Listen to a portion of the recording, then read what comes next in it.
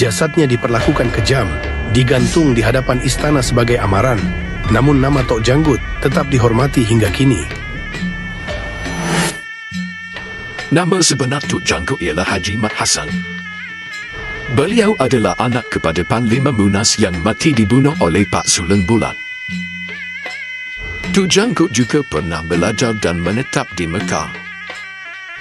Tok Janggut dikatakan mempunyai tubuh badan yang tinggi dan besar. Janggutnya yang panjang memutih dengan kepalanya yang lonjong besar. Sebab itulah beliau dipanggil Tok Janggut. Tok Janggut berumur lebih 30 tahun. Beliau mempunyai seorang abang yang bernama Mat Tahir yang juga mati dibunuh oleh budak-budak Raja di Padang Garung, Kota Baru. Tok Janggut dilantik menjadi Menteri Besar Jajahan Pasir Putih semasa pemerintahan Engku Besar Jeram Tun Ahmad dengan gelaran Datuk. Antara perwatakan yang dapat dilihat pada watak Tok Janggut adalah Tok Janggut dikatakan seorang yang patriotik. Seorang yang patriotik akan mempertahankan atau memperjuangkan agama, bangsa dan negara dari sebarang ancaman sama ada dari dalam atau luar. Dengan kata lain, seseorang yang mempunyai semangat patriotik akan menumpahkan tahap setia yang tidak berbelah bagi kepada negaranya dan akan melakukan apa saja demi negaranya. Semangat patriotik Tok Janggut dapat dilihat apabila menentang kekerasan penguasaan dan pengaruh Inggeris di bumi Kelantan, khususnya yang berkaitan dengan cukai.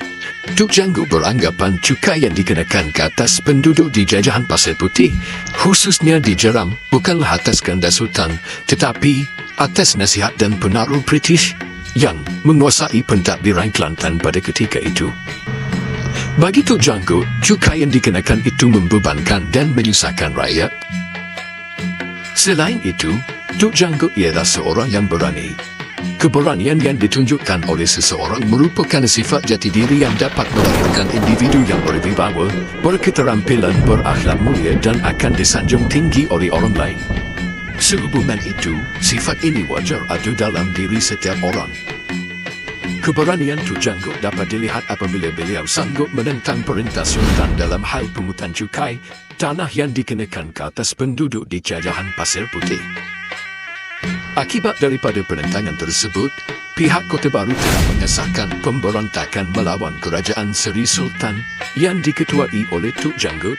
Sultan mengeluarkan perintah agar Tok Janggut ditangkap sama ada hidup atau mati dengan menawarkan sagu hati sebanyak RM500 untuk kepala Tok Janggut.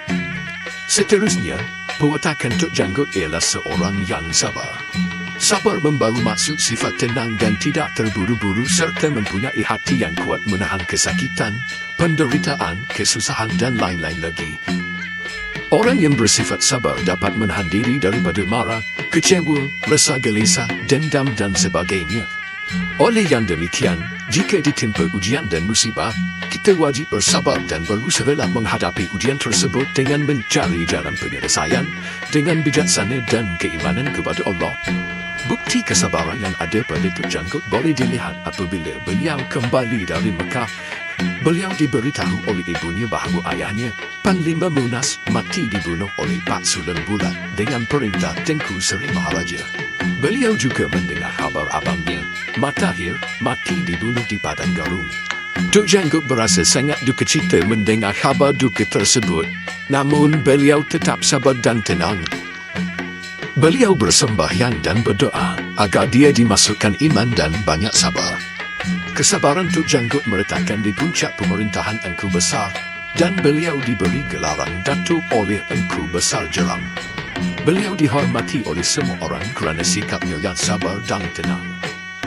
Tambahan pula, Tok Janggut ialah seorang yang berwibawa. Kewibawaan merupakan keupayaan seseorang menguasai atau mengarah orang lain atau menerbitkan pengaruh yang kuat. Pemimpin yang berwibawa sentiasa memikirkan hal ehwal dan kebajikan orang yang dipimpin atau rakyat di akar umbi demi kepentingan umum atau kemaslahan sekaligus untuk menghindarkan kemudaratan.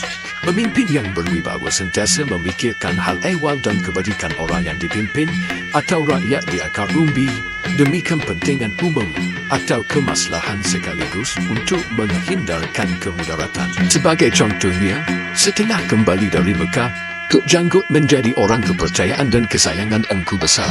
Apabila berhadapan dengan sebarang masalah, Engku Besar akan berunding dahulu dengan Tok Janggut, Encik Ishak Merbul dan penghulu Adam. Kewibawaan Tok Janggut terselah apabila beliau diberi kepercayaan oleh Engku Besar untuk mendamaikan perkelahian antara orang kampung Limbungan dengan orang kampung Kementing. Kewibawaan Tok Janggut juga terselah apabila beliau dilantik menjadi Menteri Besar apabila Engku Besar Jeram menjadi Raja di Pasir Putih. Kesimpulan daripada cerita Tok Janggut ialah kisahnya merupakan simbol keberanian dan semangat menentang penjajahan British serta kezaliman. Perjuangan Tok Janggut mengajar kita tentang kepentingan mempertahankan negara, agama, bangsa dan tanah air serta nilai-nilai kepimpinan seperti tidak berputus asa dan bersatu padu dalam menentang ketidakadilan.